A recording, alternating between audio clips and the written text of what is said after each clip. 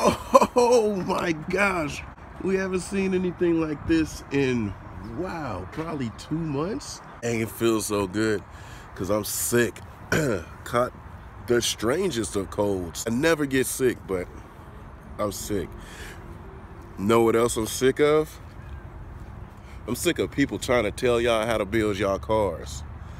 The biggest pet peeve for me is when people try to tell other people what to do with their vehicles. Lately, I've been seeing a whole lot of posts about people building their cars, right?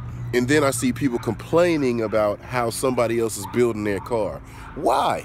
It's their money, it's their build, it's their interest. Y'all need to stop that. I've got my 3 examples right here, okay? Yes, the key to becoming a better drifter is always being on the track, always driving. The key to probably becoming a more higher level premier drifter is being able to drive any car that you jump in and drive it really good. People are saying get a low dollar car that you can operate and you don't spend a lot of money on. Build a V8 so that it's easier to drive. You don't have to shift much and it's requires less input. And some people just go all out. I'll build a JZ because you need 500 horsepower or more to do Pro-Am or things like that. F all of that. Y'all are tripping. If you want to build something and you got the money to build it, just go build it. Whatever you got in your mind, whatever the plan is, whatever the idea is, just go build it. Because guess what's going to happen? You're going to drive it. Not them. Not them. No one else is going to drive it. You're going to drive that car. So let me tell you, if you're going to put some money in something, put money in it. Don't trip off what somebody else is saying. Because if you're going to put money in it, make sure you're putting money in the right place and you're doing it the right time, the first time. So let me show you examples. This car right here, I bought this car in 2009, 0 miles, bought it up in Roseville, drove it down, took it to the drag strip, did street racing, did freeway racing, car tops out 155, electronically limited. That's trash, but it's really not a fast car anyway, so that's actually very good. This car here, 100% bone stock.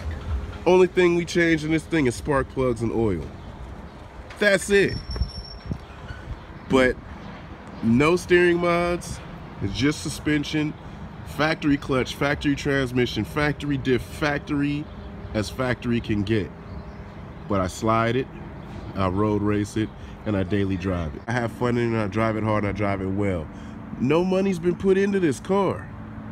If you could have something like this, this is the perfect car for you because you could put in as much drive time as you want, and as long as you're taking care of it, this car is always going to drive and run for you. But it has no cage in it. You can't do tandems at certain events. So that moves over to the Vert.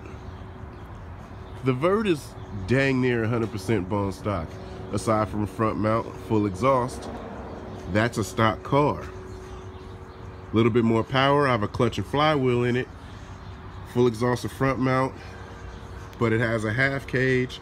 And typically that used to pass tech at every event until they changed some of the rules for double door bars. This car doesn't have double door bars, so that's why I haven't been driving it that much, especially doing tandems. Maybe I'll bring it out to some of the events this year that I've been driving this car in that doesn't rely on a cage for you to participate.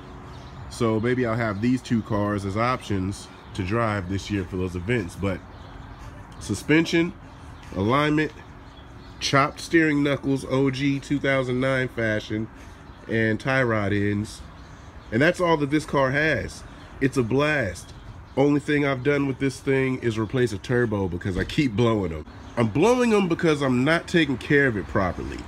This car has no turbo timer. I drive it hard and I shut it down. And then I let it sit for months. Actually years on end sometimes. So the turbos blow. But just swapping a $100 old turbo, that's really not that big of a deal. See that old thing right there? Dusty, dirty, and misused. Just replace that, fine car. Minimal need for cash. I only put gas in it. Both of these cars only use 91. That's it. Very minimal use. I built it on a budget as well. I think the most I've spent on it was the paint job. Well, at one time, I would say there's probably a couple thousand into this car, but it was spread along for a long time. It wasn't just an intense build. Then we move over to this. I dropped a ton of money in it one time. When I brought the car to Hotline, I already had it looking how I wanted it to look a while ago before I changed it to this. But 20 grand got me cage, chassis prep, and well, we didn't do the V-mount yet, but I got built motor and the setup that I have. That gets you in the game, right? But it was only done one time. So when you do it once, you do it right so that you don't have to do it again. My cage has been able to pass any and all techs since 2011. Okay? We just do it right. When we revamped it, put another couple thousand in it, did the V-mount, different setup, more fuel, change the lines, and that's all securing the car so that it doesn't have any issues later on. So it's preventative measures that went into this car, dual oil coolers, the V-mount, everything to keep the car cool.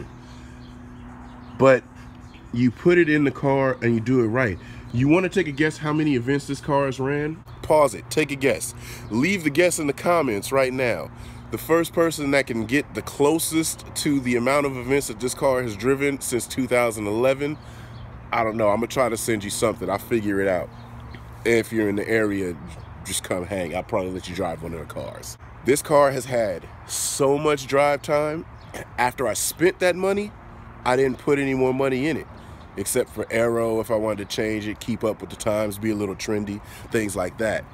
When the vinyl wrapped it. And then fuel, I don't do E85. If I ran E85, this car would make a whole lot more power. Matter of fact, it could make a whole lot more power how it is right now, but we just have it detuned so that I don't break things. Now everybody's arguments are build a car this way, build a car that way so that you could have seat time. No. Build a car how you want it. Once it's done, then you get your seat time. Take however long you want to build your car. Don't let nobody tell you about no dollar value that needs to go into your car or shame you about how you built your car. If you come out with the most craziest built vehicle on the planet, that's you. Do you. You're okay. You built it. You deal with it. And you're driving it. One more time.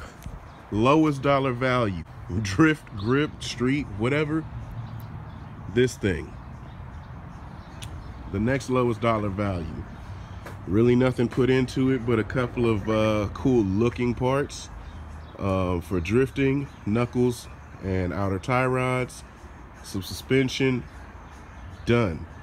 A little bit of safety with that half cage, the back half and single door bars. Bigger dollar value. More time put into this car, more tuning put into this car, more money put into this car, but this car has gotten me to every track event. I've driven it so many times that people don't even realize that I don't blow motors. People don't realize that I don't have problems in this car. I broke 2 transmissions, 2011, 2012, replaced both of them. This transmission has been in the car since 2012. You know how rare that is? And as much as it gets driven, not only has seat time allowed me to be able to become a good driver, but it's also allowed me to be able to have that kind of awareness and attention to what I'm doing in my vehicle so that I can preserve my parts and maintain my parts. Maintaining your vehicle is more than just being in the garage and wrenching. It's also when you're in the driver's seat, if you're maintaining the integrity of your parts. It's kind of ranting, but y'all don't let nobody tell you what to build, man. You build exactly what you want to build. If you want to build a spaceship that has wheels on it, hey man, if you're light enough to get around a racetrack, good for you. Don't let nobody tell you go buy a Vet, go buy a Mustang, go do this, go do that. Because if it's in your area does not allow you to do no cage tandems, you're gonna have to build something anyway, right? My area doesn't allow many no cage tandems. The small amount of events that do, I actually have something to get down in. But everything else is caged. I've got this to get down in. So anyway, this day is beautiful. I'm gonna enjoy it. I wanna go ride the dirt bike, although it's been raining and everything is extremely wet. That means I'm gonna get filthy if I ride it. Do I wanna take that risk? I don't know, we'll find out. But other than that small little rant this morning, I'm gonna enjoy this day because it's beautiful, and I hope you guys are enjoying your Saturday too, man. I'll check you guys out. All right, peace.